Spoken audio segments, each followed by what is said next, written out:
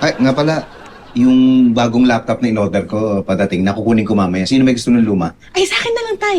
Oo, sige. Sa'yo ko lang ipapamana. Ano yun?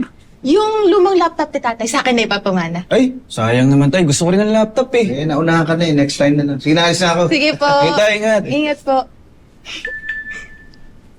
Ay, yes! Oo, ano na naman yan? Nag-send ng pera yung dalawang classmate ko. Bayad daw nila kasi tanulungan ko sila sa homework. Aba, ayos ah. Ay, alam ko na, ililibre ko si nanay. Uy, sama ako.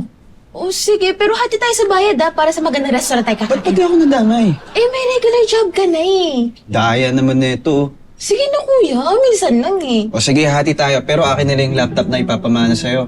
Ay, ang daya ah. Kung ayaw mo ibigay, di na ako makikihati sa gastos mo.